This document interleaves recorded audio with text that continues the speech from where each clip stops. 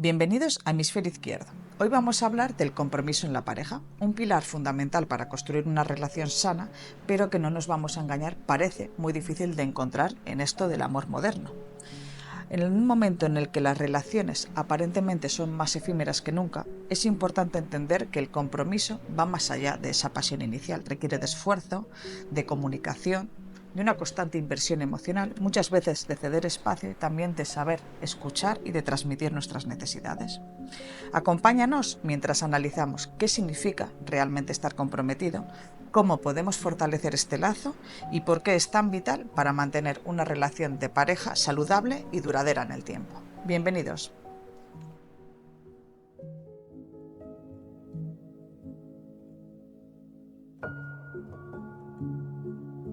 Hola, soy Judith Izquierdo y esto es Hemisferio Izquierdo, el podcast de Psiquia. Bienvenida a Enia Sánchez, psicóloga de Psiquia. ¿Cómo va todo? Hola Judith, encantada de estar aquí. Hoy vamos a hablar de compromiso, no sé si decir también falta de compromiso, ¿no? Es cierto que no solamente las relaciones, ¿no? La manera en la que nos comportamos, vivimos el mundo, los trabajos, los contextos, los círculos de apoyo han cambiado mucho en una o dos generaciones, pero es cierto que cada vez nos encontramos más en terapia el hecho de parejas o personas individuales, ¿no? Que vienen aquejadas de ese tema, ¿no? O no termino de dar pasos porque me da mucho miedo comprometerme y entonces vivo en un pause en mi vida, o parejas en las que uno de los dos no termina de comprometerse y entonces como que hay siempre ese miedo. Es habitual. Así es, vienen muchas personas a consulta a tratar estos temas porque se ven inmersos en relaciones no solamente de pareja, sino también sociales o familiares, y tienen desencanto con este tipo de compromiso. A veces queriendo avanzar más en la relación, pero encontrándole la lógica de tengo que hacer esto, no tengo que hacerlo, o tengo que recibir esta otra conducta de la otra persona, en vez de fijarse en lo que sentimos por dentro. En el momento en el que yo empiezo a conectar con síntomas tales como ansiedad, nerviosismo, frustración, sentirme decepcionado o incluso triste, no quiero salir del sofá, de la cama, ¿vale? Pues ahí esto está indicando que ocurre algo en el vínculo, que el vínculo no está siendo sano y seguro. Vale, porque esto tiene mucho que ver también con el apego, ¿no? La manera en la que nos han educado, también donde nos hemos criado, ¿no? Eso es, se ha visto, se ha comprobado en estudios que nuestros comportamientos dependen del tipo de comportamiento que hemos aprendido en la infancia, y las relaciones de pareja y también sociales se ven afectados por este tipo de apego. Al final, el apego es ese vínculo emocional que tenemos intrínsecamente todas las personas hacia otros desde que nacemos, y es necesario para la supervivencia. ¿Es modificable este tipo de apego? Se puede modificar, digamos que al final es un vínculo que yo establezco, como decía, intrínsecamente, pero que se va moldeando a través del temperamento, del contexto, la epigenética, es decir, a través de esa mezcla entre biología y contexto, el contexto familiar desde que nacemos.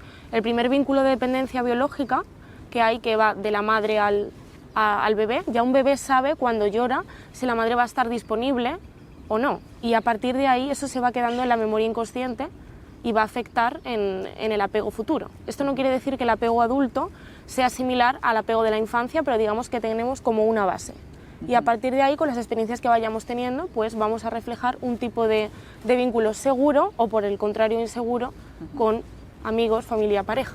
Y esto me imagino que también influye, por ejemplo, en cómo proyectamos nosotros las relaciones, ¿no? O sea, si va a ser largoplacista o si nunca terminamos de dar pasos, ¿no? De tomar decisiones. Eso es, dependiendo del compromiso del que hablábamos antes, que hayamos aprendido a tener desde que somos pequeños, cuando vamos al colegio, con cómo nos podemos vestir o relacionar en diferentes situaciones sociales, vamos a ir poniendo un orden y una norma junto al afecto y un equilibrio, con lo cual yo después, dependiendo de cómo me traten y cómo me quieran, cuánto, de qué forma, es lo que yo voy a interiorizar de cómo creo que deben quererme, de tal modo. Entonces, digamos que ahí ya comienza esa identidad y entran en juego pues autoconcepto, autoestima. Aquí hablamos mucho de esa parte, o sea, responsabilidad, vamos a decir, individual, ¿no? De cómo es mi historia de vida y entonces cómo influye en ese compromiso. También hay una parte social, me imagino, ¿no? De que ahora los tiempos, el tema del compromiso es como un poco muy fluido, ¿no? Digamos que lo echamos de menos, de hecho, ¿no? Eso es, digamos que unos factores de riesgo no son causa-efecto, pero sí hay una probabilidad, y como pueden ser los factores socioculturales, la cultura donde estamos, las normas que hayan en nuestra comunidad, de cómo nos relacionamos, qué se espera. Hay unas expectativas, hay puestas para todos, y esto va a aumentar la probabilidad de ver esa relación como más cortoplacista o duradera en el tiempo. Esto no quiere decir que desencadene en tener una relación cortoplacista, pero si después nos encontramos en situaciones con personas, ya el factor desencadenante en sí, que conllevan a esa relación cortoplacista a través de ya sea manipulación emocional, la no responsabilidad afectiva, pues digamos que se va a cumplir esa expectativa de la sociedad. También el hecho de que nos encontremos con esta falta de compromiso o no lo que esperemos, también influye mucho en nuestro estado emocional, ¿no? Porque si vemos que un poco esa proyección o esas expectativas, idea de vida y las ilusiones se van frustrando, ¿no? Porque vemos que no se cumplen o no como esperábamos, seguramente. Eso es, al final es un hándicap porque comienzo a tener expectativas que he visto en la familia, en la sociedad, y empiezo a creer en ellas, incluso puedo confundirlas con el propio amor. El amor seguro no se trata de expectativas, sino de aceptación, y va a influir en mí. Si yo acabo manteniendo una relación que se puede convertir en tóxica porque intento que la otra persona, a través de la coerción o desde forzar, me dé desde la necesidad lo que yo necesito, que aquí ya entraríamos en apego, es decir, el amor no es necesidad, sino es deseo, pues ya voy a comenzar incluso a inmersarme en relaciones tóxicas, y esto va a afectar de forma recíproca a la autoestima, y la autoestima a esa relación tóxica, se van a retroalimentar. Ya se van retroalimentando, ¿no? Pero sí que es bastante propio de los tiempos modernos el hecho de parejas que a lo mejor ya tienen cierto grado de compromiso, es decir, o sea, llevamos un tiempo, no vamos a decir unos meses, ¿no? O sea, relaciones formales, pero que no se terminan de dar los pasos, ¿no? Sí que es cierto que antes veníamos de generaciones en las que había una pareja que duraba toda la vida, una familia que duraba toda la vida, un trabajo que duraba toda la vida, unas relaciones sociales que duraban toda la vida. Ahora esto ya no existe. Y claro, también impacta, ¿no?, en que lo que habíamos visto o nos han educado a que iba a ser así y de repente se rompe. ¿Qué podemos hacer cuando estamos en una relación de pareja en la que la otra parte no termina nunca de cumplir ese compromiso que esperamos? Vale, pues lo primero de todo es mirarme de nuevo a uno mismo, ver cómo me siento y empezar por la comunicación. A través del lenguaje, el comunicar a esa persona cómo me estoy sintiendo y qué espero yo.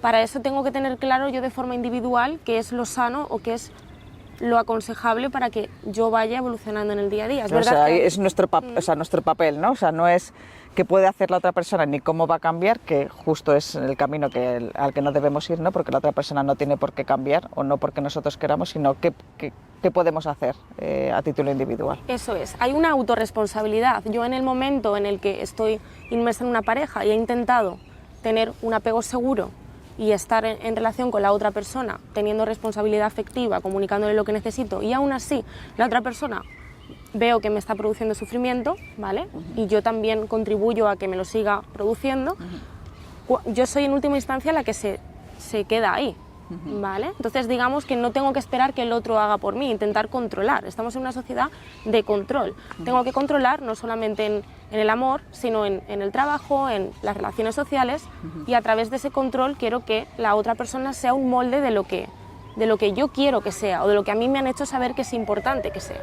Claro, o sea, es lo que mencionabas un poco, esas expectativas, realmente, claro, al final es una imagen que no tiene por qué ser real, y nosotros tenemos que tener claro lo que queremos, que no siempre es fácil, ¿no? Porque aparte que va evolucionando seguramente, pero también tenemos que hacérselo saber a la otra persona, y la otra persona también esperamos esa honestidad, ¿no? Eso es, yo puedo tener, ¿no?, una idea o unos valores, mejor dicho, de lo que me gustaría obtener en la pareja, y yo tengo que equilibrar y llegar a un punto medio. No se trata de quién lleva la razón o no, pero ver en qué punto estoy yo y si mi proyecto de vida es común con el de la otra persona. Lo que unía a las familias de tiempos anteriores, como me preguntabas antes, son el tener esos proyectos juntos. Como ahora los proyectos son tan cortos, desde que vemos incluso, ¿no?, una película dura 1 hora y se acaba y ya está. No hay esos proyectos en común. Tengo un montón de estímulos, un montón de personas, y creo que siempre hay algo más fuera. Sí, siempre ese factor novedad pesa mucho. Y más allá de las parejas, en los que el compromiso, claro, es tan importante, también a título particular muchas veces ocurre el hecho de que no terminamos de comprometernos por, bueno, pues o por miedo o por no salir de esa zona de comodidad o no perdernos cosas, ¿no?, que están pasando fuera. Eso es, el compromiso, ¿no? No me quiero igual comprometer, o eso es lo que parece desde fuera. Todos necesitamos un nivel de compromiso dentro de ese apego del que hablaba, porque tenemos necesidad de vinculación y de conexión con la otra persona. Si yo no me conecto con la otra persona, no puedo llegar a sentir ese amor, ¿vale? Y esa felicidad, digamos, que es, somos seres sociales. ¿Qué ocurre? Hay personas hoy en día que, bueno, pues quiero comprometerme, pero no sé cómo hacerlo, espero que la otra persona lo haga antes, y hay barreras que están fuera de la zona de confort, como pueden ser el miedo, la vergüenza, que no me permiten experimentar otras situaciones y otros vínculos con personas. También situaciones que hayamos vivido en el pasado, ¿no? O sea, por ejemplo, si nos han fallado mucho o nos hemos encontrado con situaciones en las que pues ha habido parejas con infidelidad o que se han roto de manera inesperada, etcétera. Entonces ya hay personas que van como con determinadas heridas que tienen todavía más miedo, ¿no?, a eso que pueda pasar. Eso es, estos son los factores desencadenantes en sí que hacen que yo en un momento determinado pues me sienta con depresión, con ansiedad, con angustia y provoquen que yo vaya creando heridas que pueden ser desde el rechazo, desde el abandono, la humillación, y a partir de esas heridas yo voy a poner como una capa protectora. Y lo que no me puedo dar a veces cuenta es que al igual que pongo esa capa, es una capa que es muy tupida y es tanto, ok, igual me protege de algo negativo, pero también me protege de que entre la luz, de que entren relaciones positivas, duraderas, que me hagan creer que las cosas pueden ser estables, seguras, que son sentimientos que yo puedo encontrar en las personas. ¿Cómo ayuda la terapia a recuperar esa confianza o esa seguridad en nosotros mismos que nos haga generar esos vínculos largoplacistas? Se trataría de conocernos a uno mismo, ver cómo está esa autoestima, que es lo que yo espero recibir en pareja y lo que yo sobre todo espero también dar.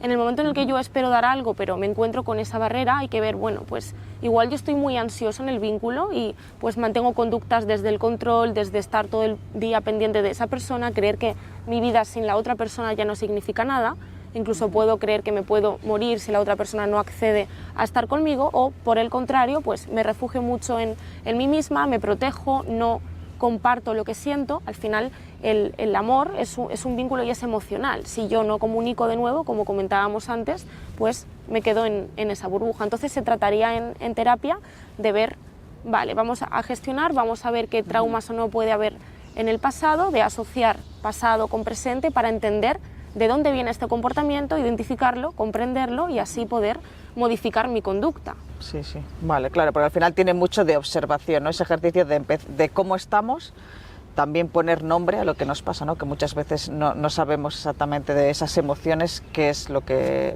sentimos. Eso es, el poder darle explicación y el encontrar, vale, me está ocurriendo esto, esta emoción se llama así, me lleva a que yo no esté en esa confusión y que no rumie y no tenga pensamientos, ¿no?, repetitivos, persistentes acerca de qué es lo que me pasa, me debería de pasar esto o no. Es decir, ya puedo incluso dudar hasta de mi propia emoción. Si yo no gestiono, por ejemplo, bien la ira con otras personas o en pareja y no tengo una inteligencia emocional adecuada, esto me puede llegar a hacer que esas relaciones sean cortoplacistas y yo veo una discusión como algo negativo y no como algo positivo donde expresar mis emociones y sacar un propósito de ello. Es decir, hay que darle validez a todas las emociones, sabiendo que pueden ser más agradables o más desagradables, pero que nunca son positivas ni negativas. Vale. Porque muchas veces ocurre que en función de la experiencia que posiblemente hayamos visto en casa o en nuestro entorno, huyamos, ¿no?, de determinados sentimientos porque nos provocan dolor o malos recuerdos, etcétera, o partimos de la base de que simplemente es que no sabemos gestionar determinadas emociones. Eso es, digamos que para saber cómo identificar una emoción en la actualidad, antes me han tenido que ayudar a poder identificarla, al igual que a comprenderla, y ya desde que soy un bebé, no pasa nada. Claro, también un poco en esta línea o en este contexto, todas las experiencias que hayamos tenido en nuestra vida, especialmente pues lo que hayamos visto en casa, influyen mucho en el rechazo que podamos tener, por ejemplo, a sentir determinadas emociones o especialmente a cómo las gestionamos, ¿no? Eso es, digamos que para en la adultez poder identificar de forma correcta una emoción, poder comprenderla y en última instancia gestionarla. Antes me han tenido que enseñar a cómo hacerlo. Ya desde que nazco, en esa conexión con la madre, desde que un niño empieza a llorar, si sabe que cada vez que llore y la madre, ¿no?, pues pueda acudir y vaya a él de forma estable, sistemática, constante, el niño ya desde bebé empieza a aprender que puede contar con sus figuras de apego, de referencia y que está seguro. Igual alguna vez puede tardar más o menos en venir, pero va a llegar un momento en el que ni siquiera le haga falta, ¿no?, llorar, porque se va haciendo adulto y sabe que su madre en última instancia va a venir. Sin embargo, otro niño que llora y la madre viene dependiendo de su estado emocional o de si está disponible, se va a desbordar emocionalmente. No solamente en la niñez más temprana, ¿no?, también cuando vamos creciendo ya cerca de la adolescencia, el cómo veamos que nuestro entorno gestiona esas emociones es lo que vamos aprendiendo, ¿no? Eso es, la autoestima donde más, digamos, se crea es en la adolescencia, donde para mí mi grupo de referencia aquí ya son los iguales y no son nuestros padres, pero si yo traigo también una base sólida de casa, digamos que es como un factor de protección de cara a lo que yo me encuentre fuera. Ahora, si ya desde casa pues aprendo, ¿no?, conductas como no soy capaz de expresarme o puedo ser rechazado y ahora pues encuentro mi grupo de iguales, yo ya voy a ir con ese miedo aprendido. Va a depender mucho de los estilos parentales que haya en la familia, si los padres son bien autoritarios, bien permisivos o bien democráticos, ¿vale?, que yo voy a desarrollar un estilo de apego u otro, ya sea bien seguro o ya sea bien inseguro. Es decir, dependiendo de qué crianza tenga, voy a creer que merezco o no una cosa u otra, o que puedo esperar de los demás una cosa u otra. O sea que al final también esta parte de compromiso viene muy predeterminada, no solamente por ese contexto cultural y social que obviamente influye mucho, sino también un poco el cómo nos hayan enseñado a comprometernos o cómo hemos aprendido a comprometernos, ¿no? Eso es, al final pasamos las 24 horas entre el colegio y casa, y según vamos siendo más adultos y salimos de la etapa primaria, de secundaria, nos encontramos con que pasamos mucho tiempo en casa.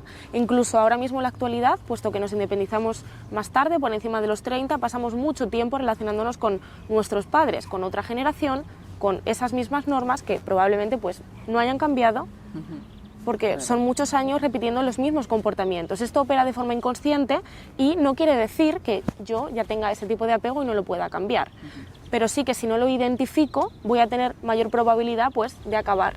Ya que muchas veces es justo en esa edad adulta cuando tomamos conciencia, ¿no?, de que hay algún patrón que se repite con el que no estamos cómodos, que alguien nos haya hecho ser conscientes, ¿no?, de oye, esto tienes que mejorarlo, tienes capacidad de mejora, y es donde la terapia de manera personalizada ayuda, ¿no? Eso es ya en las relaciones adultas cuando se activa y yo puedo ver, vale, qué está ocurriendo aquí, que no me estoy entendiendo con la otra persona, que no me está correspondiendo como yo he creído que me tienen que corresponder.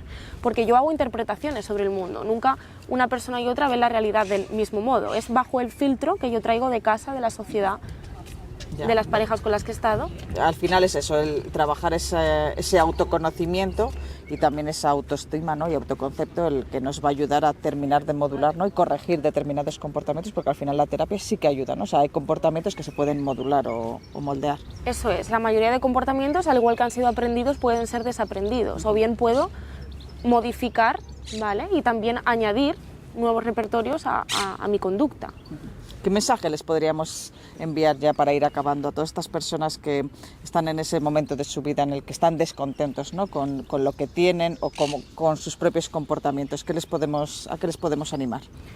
Les podríamos animar a que busquen ayuda si es necesaria, a que se comuniquen mucho y si vean que una vez que han intentado modificar su conducta, pedirle a la otra persona, comunicarse, se ven estancados en una relación y no saben cómo poner límites, pregunten, busquen ayuda, no se queden ahí, no se queden estancados. Bueno, sí, al final el acudir a terapia psicológica es contar con un profesional que tiene un montón de recursos, siempre decimos, ¿no?, y herramientas que va a hacer que eso sea, o sea, que tengamos un acompañamiento, por supuesto, y que luego también sea más fácil, ¿no?, y más rápido. Eso es, incluso entre nosotros mismos, que yo tenga, ¿no?, una teoría y sepa una disciplina, no quiere decir que yo en un momento determinado, puesto que somos seres subjetivos y sociales, me la pueda autoaplicar. Entonces no tener miedo en vamos a ver qué pasa y vamos a ponerle o intentar ponerle solución. Efectivamente, o sea, no desde el miedo, sino del decir, vale, vamos a mejorar, que esto al final luego es beneficioso no solamente en el momento presente, sino futuro, en cómo nos vamos a relacionar con otras personas, con la pareja, etcétera, ¿no? Para que todo sea más saludable. Eso es. Vale, pues muchas gracias, Xenia. Muchas gracias a ti. Y os animamos a todos a que dejéis vuestros comentarios, que participéis en la conversación y esperamos un poco vuestra experiencia con el tema del compromiso. Nos vemos. Adiós.